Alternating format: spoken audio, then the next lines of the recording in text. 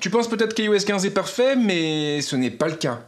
Maintenant, il y a quand même quelques fonctions qui sortent de l'ordinaire.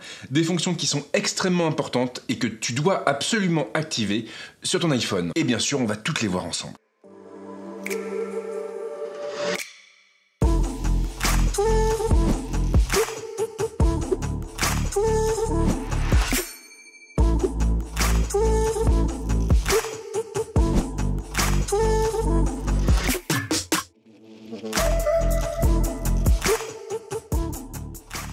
Alors avant de commencer, il faut quand même préciser que cette vidéo ne sera pas pleinement exhaustive. Il y a des dizaines, des centaines, des milliers d'options sur iOS 15 et je ne vais évidemment pas toutes les passer en revue. Maintenant, en regardant ce qui suit, tu vas quand même découvrir 14 fonctions qui me paraissent complètement incontournables. Des fonctions qui vont améliorer la sécurité de ton iPhone, mais aussi l'utilisation que tu en fais. Et comme à chaque fois, si tu connais d'autres options, d'autres fonctions qui valent le détour, c'est pas compliqué, tu laisses un petit commentaire à la suite de la vidéo. La première option est sans doute la plus importante, mais ce n'est pas une raison pour ne pas regarder la suite de la vidéo. Elle est en effet trait à Mail. Allez dans les réglages, puis dans le menu du même nom. Descendez à l'option intitulée Protection de la confidentialité et assurez-vous qu'elle est bien activée. Si c'est le cas, c'est parfait. En effet, une fois cette option activée, votre iPhone va automatiquement masquer votre adresse IP lorsque vous allez utiliser Mail et télécharger en arrière-plan le contenu distant. L'idée étant bien entendu de faire en sorte qu'on ne puisse pas suivre vos traces, ou en tout cas de faire en sorte que ce soit beaucoup moins facile. Car oui, vous avez des entreprises qui ont la mauvaise habitude de cacher des pixels dans leur mail pour savoir si vous les ouvrez ou même si vous interagissez avec. Et ça, c'est le mal. Alors normalement, cette option est désactivée par défaut et c'est bien dommage parce qu'elle est vraiment extraordinaire. Allez dans les réglages, puis dans le menu confidentialité. Descendez ensuite dans la liste et tapez sur rapport de confidentialité des apps. Activez l'option si ce n'est pas déjà fait.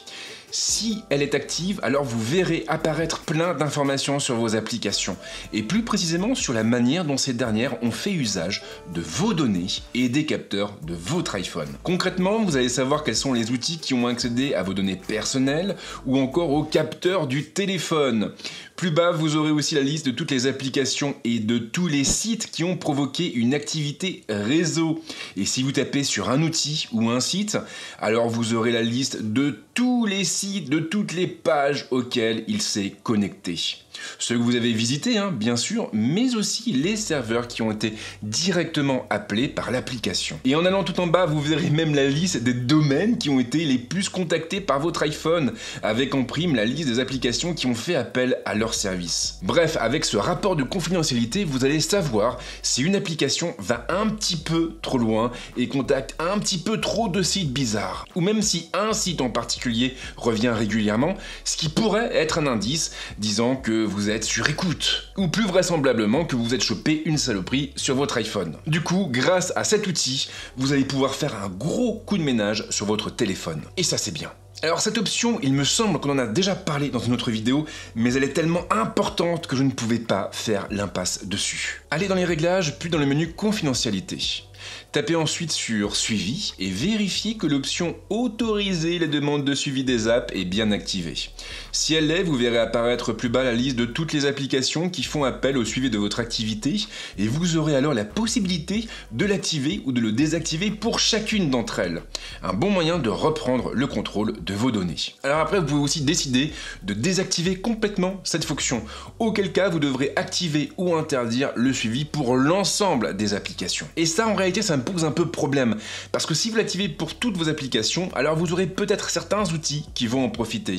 A contrario, si vous la désactivez pour tous les outils qui sont installés sur votre iPhone, alors certains d'entre eux risquent de ne pas fonctionner correctement. Alors je sais que c'est un petit peu long, que c'est un petit peu chiant, mais je vous encourage du coup à procéder manuellement et à activer ou désactiver le service pour chacune des applications qui sont installées sur votre iPhone. Surtout que ça, vous allez le faire qu'une seule fois. Alors là, clairement, cette option n'est pas pour tout le monde, elle s'adresse aux gens qui utilisent Apple Music et qui sont en plus équipés d'un casque ou d'écouteurs compatibles avec le lossless, ou plutôt l'audio sans perte. Il faut une nouvelle fois vous rendre dans les réglages, puis dans le menu Musique. Tapez ensuite sur Qualité audio et assurez-vous que l'option Lossless Audio est bien activée. Alors, il y a quand même 2 ou 3 petites choses à savoir sur le lossless dans Apple Music.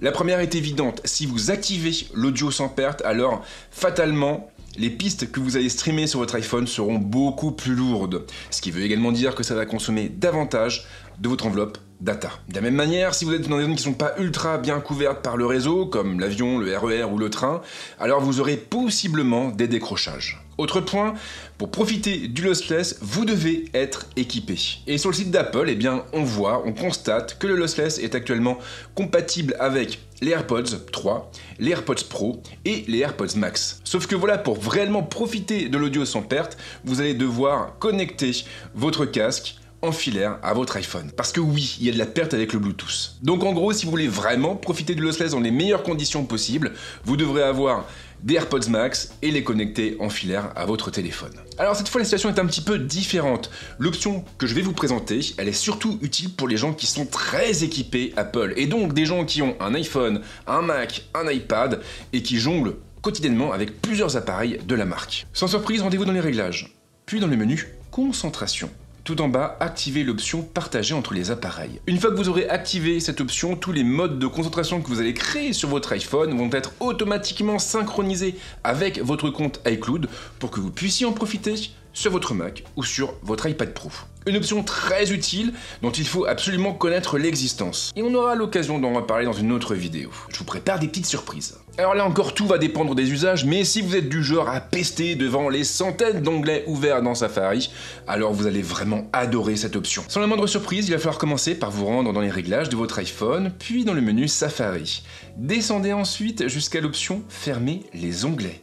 Tapez dessus et définissez la période à partir de laquelle Safari pourra fermer les onglets de lui-même. Et là, petite précision.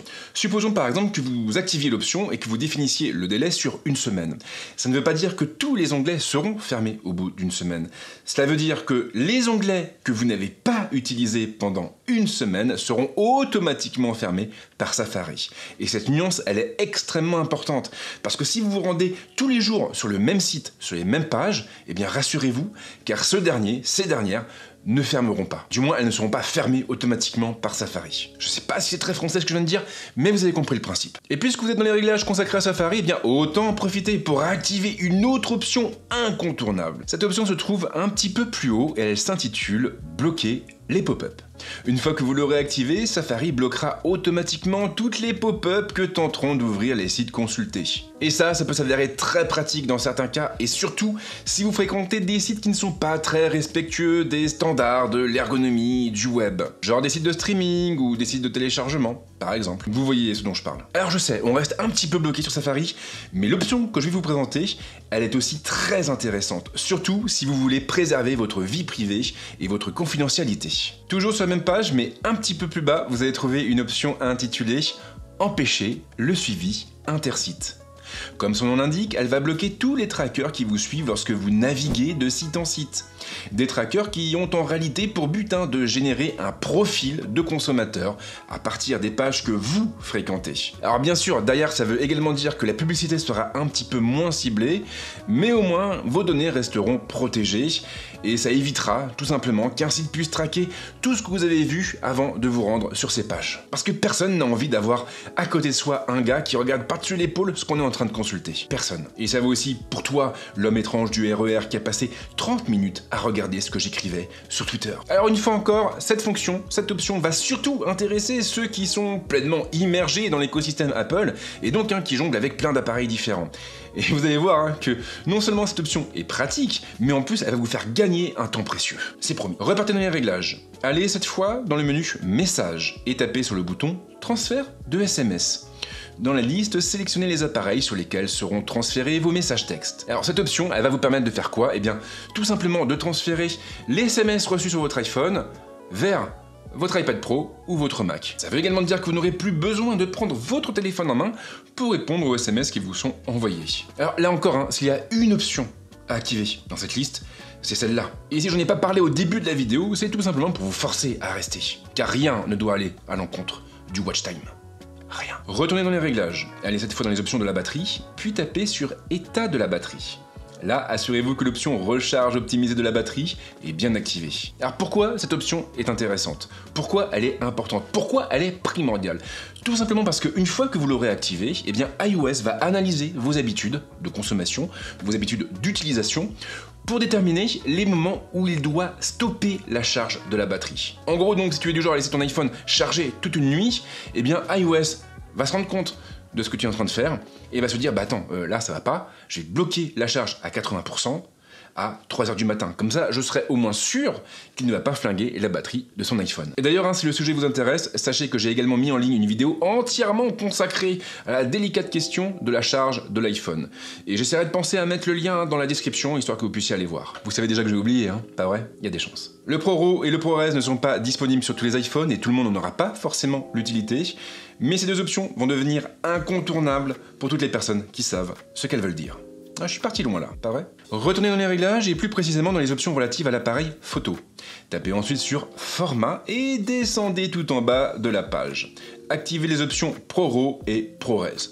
Alors, je vais pas rentrer trop dans les détails. Sachez que le ProRAW, en fait, c'est le RAW.